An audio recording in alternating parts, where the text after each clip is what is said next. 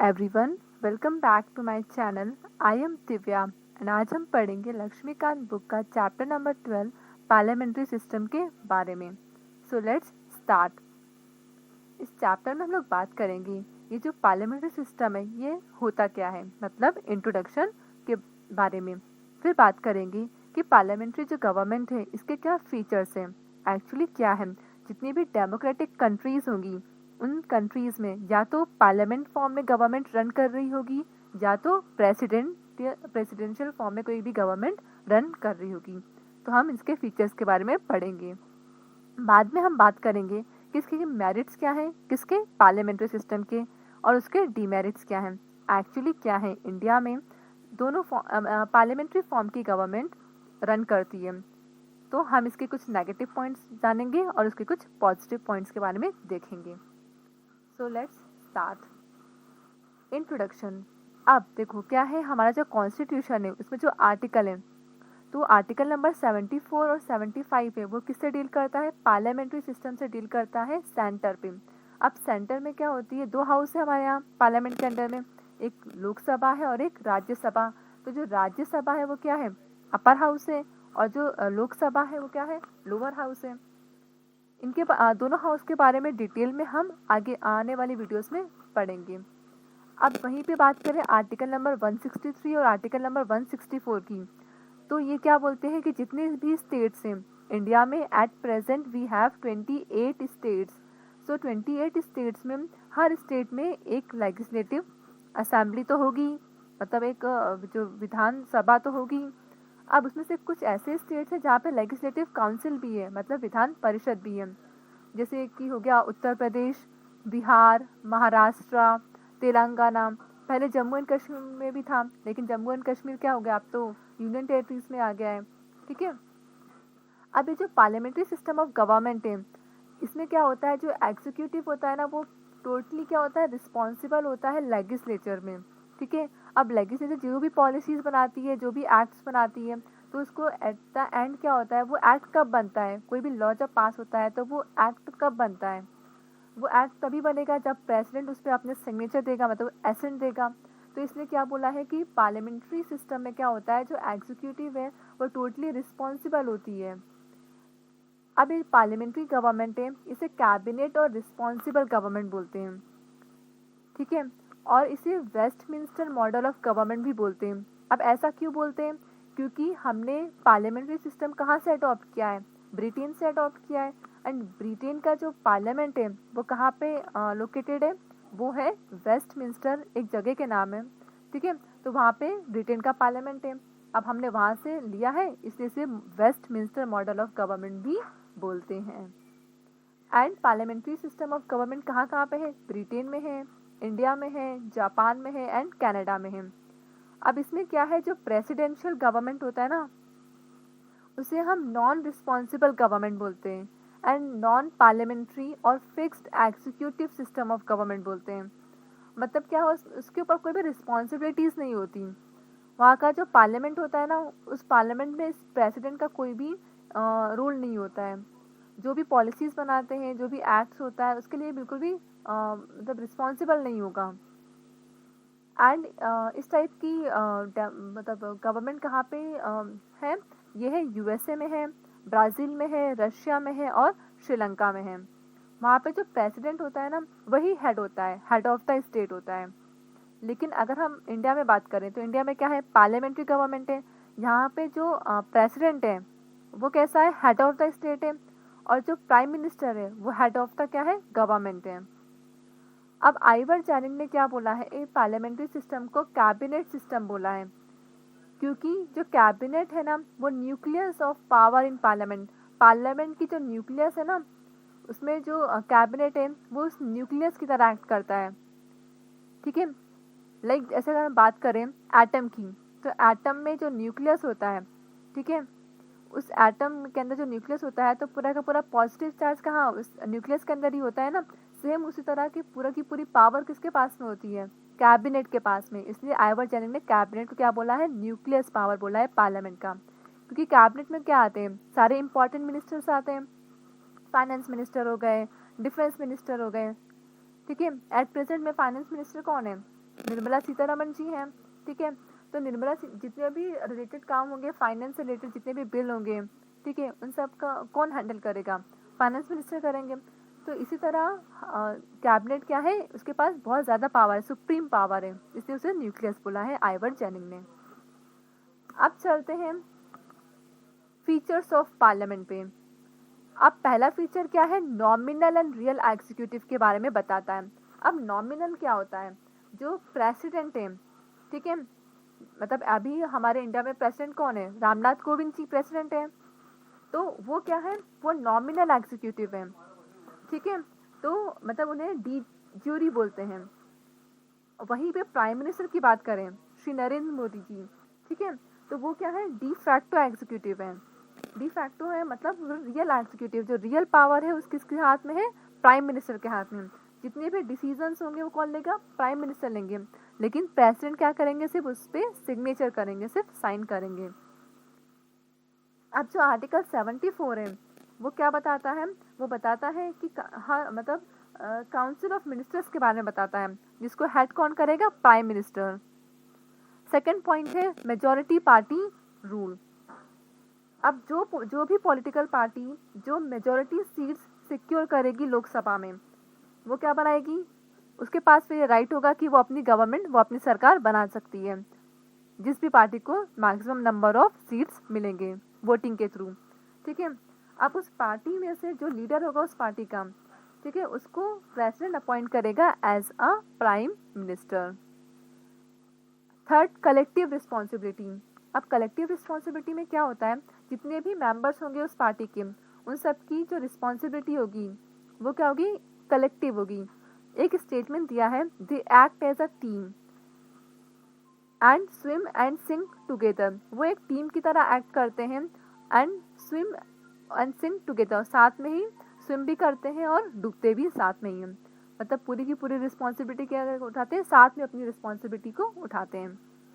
Political homogeneity. अब political homogeneity से क्या मतलब है, कि जितने भी मेंबर्स होंगे काउंसिल ऑफ मिनिस्टर्स में, उन सब की जो विचारधारा, जो उनकी आइडियोलॉजी होगी, वो क्या होगी, सेम आइडियोलॉजी होगी। फिफ्थ पॉइंट, डबल मेंबरशिप की बात करें तो यहाँ पे क्या है, जितने भी मिनिस्टर्स हैं वो मेंबर होंगे लेजिस्लेचर के भी और एग्जीक्यूटिव के भी। अब इसका मतलब क्या है, जो कोई भी पर्सन है वो मिनिस्टर नहीं बन सकता अगर वो पार्लियामेंट का मेंबर नहीं होगा। पहले उसको पार्लियामेंट की मेंबरशिप लेनी होगी। अब इसके लिए उसे 6 महीने के लिए पार्लियामेंट में एज अ मेंबर की तरह रहना पड़ेगा, उसके बाद ही वो क्या बन सकता है, कोई मिनिस्टर बन सकता है। इसलिए क्या है, इसमें डबल मेंबरशिप है। Sixth, leadership of the prime minister. अब जितना भी डिसीजन होगा वो सब कौन लेगा, प्राइम मिनिस्टर लेगा। तो जो प्राइम मिनिस्टर क्या करता है, एक इम्पॉर्टेंट रोल प्ले करता है यहाँ पे, ठीक है। वो क्या करता है, लीडर होता है जितने भी काउंसिल ऑफ मिनिस्टर्स होते हैं उनके। 7th point, dissolution of lower house. अब जो लोअर हाउस है पार्लियामेंट की, जिसे हम क्या बोलते हैं, लोकसभा, वो क्या हो सकती है, डिसॉल्व हो सकती है। इनसे डिसॉल्व करने का राइट किसके पास है, प्रेसिडेंट के पास राइट है, लेकिन on the recommendation of prime minister. Prime minister के रिकमेंडेशन से जो प्रेसिडेंट है वो लोअर हाउस को डिसॉल्व मतलब निरस्त कर सकता है। 8th पॉइंट है सीक्रेसी। अब जितने भी मिनिस्टर्स होंगे उन सबको सीक्रेट मतलब एक सीक्रेसी मेंटेन करके रखना होगी, ठीक है। अभी जो ओथ ऑफ, एक इम्पॉर्टेंट पॉइंट है कि जो ओथ ऑफ सीक्रेसी होती है, ठीक है, मिनिस्टर्स के लिए, वो कौन एडमिनिस्टर करता है, वो एडमिनिस्टर करता है प्रेसिडेंट। द प्रेसिडेंट ही इनको ओथ ऑफ सीक्रेसी के बारे में एडमिनिस्टर करता है। सो ये तो कुछ बेसिक फीचर्स थे पार्लियामेंट के बारे में। अब बात करते हैं features of presidential government. So America में क्या है, मतलब अमेरिका, क्योंकि अमेरिका में क्या है, प्रेसिडेंशियल फॉर्म ऑफ गवर्नमेंट है, तो वहाँ का जो प्रेसिडेंट है, लाइक अभी कौन है, डोनाल्ड ट्रंप है, तो वो क्या होते हैं, दोनों होते हैं, हेड ऑफ द स्टेट भी होंगे, और अगर हेड ऑफ द स्टेट है तो क्या ऑक्यूपाई कर रहे हैं, एक सेरेमोनियल पोजीशन, और हेड ऑफ द गवर्नमेंट भी होते हैं। अगर हेड ऑफ द गवर्नमेंट है तो he leads the executive organ of the government. वहाँ का जो एग्जीक्यूटिव ऑर्गन है, जो एग्जीक्यूटिव बॉडी है, जो सारी पॉलिसीज बनाती है, उसको क्या करते हैं, वो लीड करते हैं। सेकेंड पॉइंट है, president is elected by N electoral college for a fixed tenure of 4 year. Like जैसे इंडिया में क्या होता है, प्राइम मिनिस्टर होते हैं, तो उनका जो टेन्योर होता है, काम करने का, कितने वक्त तक वो काम करेंगे, सरकार में रहेंगे, 5 साल है। वहीं पे जो प्रेसिडेंट है अमेरिका में क्या है, जो प्रेसिडेंट होते हैं उनका टेन्योर होता है सिर्फ 4 साल का। थर्ड पॉइंट है president govern with the help of a cabinet और a smaller body called kitchen cabinet. अब जो प्रेसिडेंट है वो क्या होते हैं, गवर्न मतलब अपनी सरकार चलाते हैं किसकी हेल्प की, कैबिनेट्स की हेल्प। अब वो जो कैबिनेट है उसे क्या बोलते हैं, किचन कैबिनेट। ठीक है, बहुत छोटी सी कैबिनेट होती है, उसमें कौन होता है, एक एडवाइजरी बॉडी होती है जो उनको क्या करते हैं, एडवाइस सलाह देते हैं। And consist of non elected departmental secretaries. And इसमें नॉन इलेक्टेड मतलब उनका ऐसे सेक्रेटरीज होते हैं जो इलेक्शन के बेस पे नहीं होते हैं, मतलब जो वहाँ का प्रेसिडेंट होगा वो अपने कुछ पर्सनल मेंबर्स को रखता है, सेक्रेटरीज को अपने साथ रखता है। President and his secretaries are not responsible to Congress for their acts. अब ये जो प्रेसिडेंट है और उसके जो सेक्रेटरीज होते हैं वो रिस्पॉन्सिबल नहीं होते कांग्रेस को लेके। बाकी जो कांग्रेस है मतलब जैसे एक पार्टी का नाम है, ठीक है, तो वो अपनी एक्ट्स बनाते हैं और पॉलिसीज बनाते हैं। अब प्रेसिडेंट मतलब उनके लॉज या उनके एक्ट्स में बिल्कुल भी इंटरफेयर नहीं करता। The president can not dissolve the house of representatives. Even जो हाउस ऑफ रिप्रेजेंटेटिव्स हैं, लाइक हमारा जैसे लोकसभा होती है ना, वैसे वहाँ पे हाउस ऑफ रिप्रेजेंटेटिव्स हैं जो वहाँ की लोअर हाउस है। प्रेसिडेंट के पास ये राइट नहीं है कि वो उसको डिसॉल्व कर सके। लाइक इंडिया में क्या है, हमारा जो प्रेसिडेंट है मतलब कोविंद जी, उनके पास ये राइट है कि वो जो लोअर हाउस है उसको क्या कर सकते हैं, डिसॉल्व कर सकते हैं। लेकिन यूएसए में ऐसा नहीं है। Last point, the legislative, executive and judicial power of the government are separated and vested in 3 independent organ of the government. अभी जो लेजिस्लेटिव पावर है, जो एग्जीक्यूटिव पावर है और जुडिशियल पावर है, वो क्या है, आपस में अलग अलग है, इंडिपेंडेंट है। तीनों का आपस में कोई भी कनेक्शन नहीं है, सब अपना सेपरेट फंक्शन परफॉर्म करते हैं। वहीं पे पार्लियामेंट्री सिस्टम ऑफ गवर्नमेंट में क्या है, जो एग्जीक्यूटिव है ना वो रिस्पॉन्सिबल होती है लेजिस्लेटिव को लेके। मतलब लेजिस्लेटिव क्या होती है, कोई भी बिल मतलब फॉर्म करते हैं और बाद में एग्जीक्यूटिव उसको उस बिल को एक लॉ में कन्वर्ट करती है। सो क्या है, ये टोटली रिस्पॉन्सिबल होती है लेजिस्लेटिव को लेके। लेकिन यहाँ पे ऐसा नहीं है, यहाँ पे तीनों क्या है, सेपरेट है। Next, merits of parliamentary government. क्या क्या मेरिट्स होते हैं पार्लियामेंट्री गवर्नमेंट के। पहला है harmony between legislature and executive. यहाँ पे क्या है, मतलब जो लेजिस्लेचर है और एग्जीक्यूटिव है ना, कोऑर्डिनेट होकर काम करते हैं, तो उनके बीच में कैसा है, हार्मोनियस रिलेशनशिप है। और जहाँ पे जो एग्जीक्यूटिव है वो पार्ट होता है लेजिस्लेचर का, and both are interdependent and work, दोनों क्या है, एक दूसरे के ऊपर निर्भर है, इंटरडिपेंडेंट है।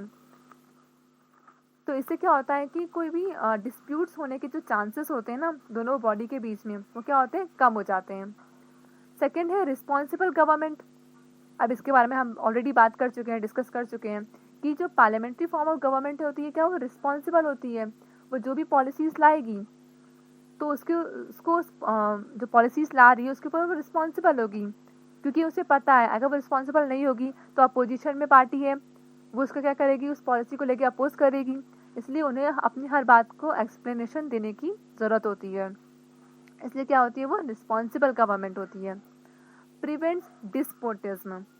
अब यहाँ पे क्या होता है कि डिस्पोजिट्स का मतलब ये होता है जैसे कि क्या जितने भी एग्जीक्यूटिव अथॉरिटी होती है ना वो इन अ ग्रुप ऑफ इंडिविजुअल्स, तो and not in a single person. मतलब इसमें जितने भी चांसेस होते हैं डिक्टेटरशिप की, कि जैसे कोई भी डिक्टेटरशिप कोई भी रूल लेके आया, ठीक है, तो ऐसा कुछ यहाँ पे देखने को नहीं मिलता। Fourth, ready alternative government.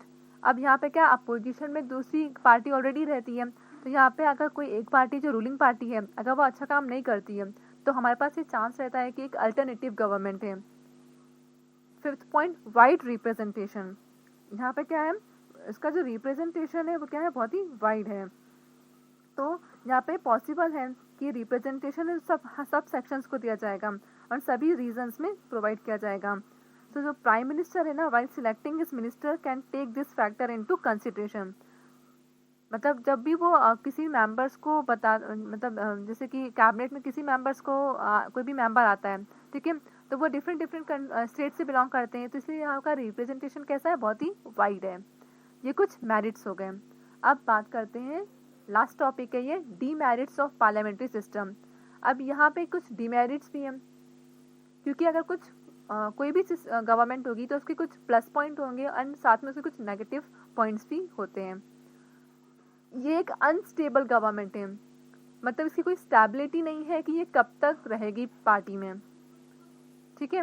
No continuity of policies का कोई भी कंटिन्यूएशन नहीं है। अब जैसे कि अभी 5 साल तक कोई सरकार है, उसने कुछ पॉलिसीज बनाई, ठीक है, उस पॉलिसीज पे काम किया, फिर आने वाले 5 साल में कोई और सरकार बदल गई, चेंज हो गई, अब उसने क्या किया, उस पॉलिसीज को बंद कर दिया, अपनी नई पॉलिसीज बनाई। तो इस तरीके से क्या होता है, जो पॉलिसी जो पहले से चल आ रही है वो क्या होती है, वो रुक जाती है फिर, ठीक है। तो उनमें कोई भी कंटिन्यूएशन नहीं होता। Third, dictatorship of the cabinet. And कभी कभी क्या होता है, जो कैबिनेट होता है ना, क्योंकि सभी मेंबर्स तो उसी पार्टी के होते हैं, तो वो डिक्टेटरशिप की तरह एक्ट करने लग जाते हैं। Fourth, against separation of power, मतलब जो पावर है पार्लियामेंट्री सिस्टम में, जो लेजिस्लेचर और एग्जीक्यूटिव का है ना, वो इनसेपरेबल है। लेकिन जो कैबिनेट होते हैं ना, वो लीडर होते हैं लेजिस्लेचर के, और वही लीडर होते हैं एग्जीक्यूटिव के, ठीक है। तो इस तरीके से क्या है, सेपरेशन ऑफ पावर, ये अगेंस्ट है। Fifth, government by amateurs. इसमें क्या है, जो पार्लियामेंट्री सिस्टम है ना, वो not conducive to administrative efficiency as the prime ministers are not experts in their field। कभी कभी क्या होता है, कुछ कुछ मेंबर्स ऐसे होते हैं जो उस फील्ड में वो इतने एक्सपर्ट नहीं होते हैं, बट फिर भी वो उनको वो पोस्ट मिल जाती है, ठीक है। तो इस बेस पे क्या होते हैं, वो अपना काम अच्छे से नहीं करते हैं। तो ये तो कुछ इसके नेगेटिव पॉइंट्स थे। So thank you, stay connected for more videos.